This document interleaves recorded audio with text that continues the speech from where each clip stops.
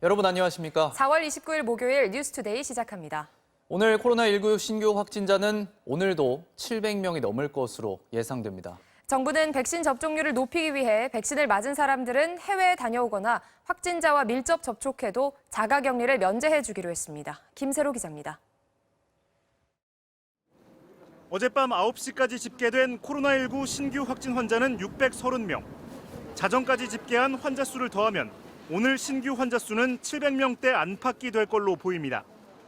775명이었던 어제보단 다소 줄어들 것으로 예상되지만 주말 검사량이 줄면서 500명대로 떨어졌던 신규 환자 수가 주 중반을 지나며 다시 늘고 있어 안심할 수 없습니다. 일상 속 감염은 계속됐습니다. 서울 강남구 대형 입시학원에서 10명이 집단 감염돼 수강생과 교사 등 2천여 명이 전수검사를 받고 있고 관악구에 있는 사무실에서도 확진자가 10명 늘어 지금까지 13명이 감염된 걸로 파악됐습니다. 또 인천공항 국립검역소 직원 5명도 확진 판정을 받았습니다.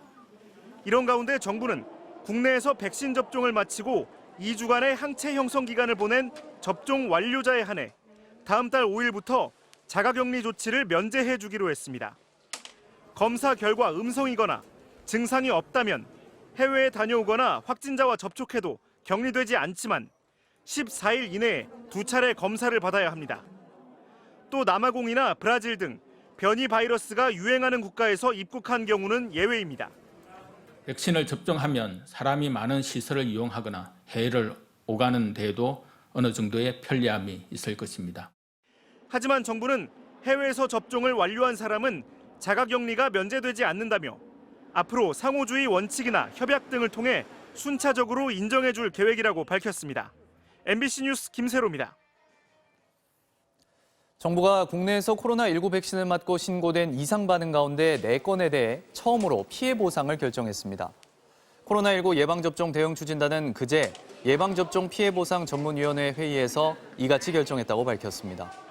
보상이 결정된 4건 중 3건은 아스트라제네카 백신 접종자며 1건은 화이자 백신 접종자인데 모두 접종 후 발열과 오한, 근육통 등으로 치료를 받은 경증 사례입니다. 고 이건희 삼성그룹 회장의 유족들이 유산 상속 계획을 발표했습니다. 상속 재산은 26조 원, 상속세만 12조 원입니다. 유족들은 국보급 문화재와 미술품 기증, 감염병원 설립 같은 사회 환원 계획도 밝혔습니다. 이유경 기자입니다. 고 이건희 회장이 남긴 유산은 삼성 계열사 주식 19조 원을 포함해 26조 원 규모입니다. 상속세만 12조 원. 국가가 걷는 전체 상속세 3년치에 해당하는 사상 최고액입니다. 기증 계획도 밝혔습니다.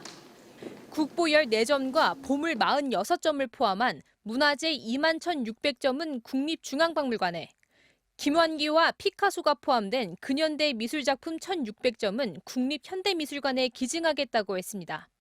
이재용 부회장과 가족들은 이 기증만으로도 조 단위의 세금을 절약할 수 있게 됩니다. 기증과 별도로 1조 원의 사회 환원 계획도 밝혔습니다. 감염병 전문병원을 위해 국립중앙의료원에 7천억 원, 소아암 어린이 치료를 위해 서울대병원에 3천억 원을 내놨습니다. 삼성 일가는 1조 원을 모두 입금한 것으로 확인됐습니다. 상속세 신고 기한을 앞두고 과세 대상을 신속하게 정리한 것으로 보입니다. 1조 원 기부는 2008년 삼성 비자금 특검 수사 당시 이건희 회장의 사회 환원 약속을 이제 이행한 것으로 보입니다. 진심으로 사과드리면서 이에 따른 법적, 도의적 책임을 다하겠습니다. 당시 이건희 회장이 선대에서 물려받아 숨겨놓은 차명재산이 4조 5천억 원이었습니다. 하지만 과세 시한이 지나 상속세는 내지 않았습니다. 삼성 일가는 상속재산을 홍라희 씨와 3남매가 어떻게 나눠 가질지는 발표하지 않았습니다. 아직 결정하지 못한 것으로 보입니다. MBC 뉴스 유교입니다. 국민의힘 내부에서 윤석열 전 검찰총장에 대한 공개적인 반발이 처음으로 터져나왔습니다. 야권의 대선 주자로 나서려면 국정원 댓글 사건을 포함해 이른바 적폐 수사를 무리하게 진행한 데 대해 사과부터 해야 한다는 겁니다. 배주환 기자입니다. 지난 2013년 국정원 댓글 사건 수사를 축소 은폐한 혐의로 기소됐다 대법원에서 무죄가 확정된 국민의힘 김용판 의원. 김 의원은 기자회견을 열어 당시 수사팀장이었던 윤석열 전 검찰총장의 사과를 공개적으로 요구했습니다. 도끼는 잊어도 나무는 잊지 않습니다. 자신이 틀렸다고 인정하는 것을 두려워하거나 기피해서는 안 됩니다. 진정성 있게 고해성사하는 과정을 거쳐야 현 정부 들어서도 윤 전 총장이 적폐 수사를 총지휘하면서 자신에 대한 무리한 수사를 계속했다며 윤 총장에 의해 억울하게 사법 처리된 사람이 적지 않을 수 있다고 주장했습니다. 윤 전 총장을 영입하려는 움직임에도 불만을 표시했습니다.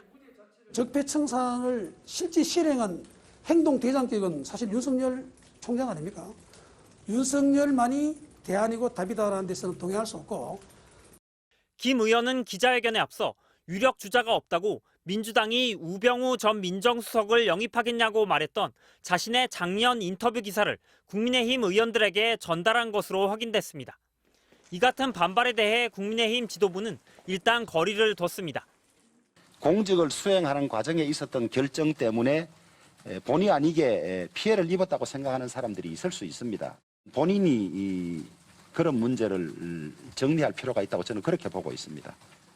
하지만 국민의힘 복당을 공언해온 무소속 홍준표 의원이 최근 윤 전 총장을 겨냥해 조폭 리더십이 형님 리더십으로 미화됐다고 견제구를 던진 데 이어 국민의힘 내부에선 두 전직 대통령에 대한 사면 요구를 넘어 탄핵의 정당성 자체를 부인하는 목소리도 계속 나오고 있습니다.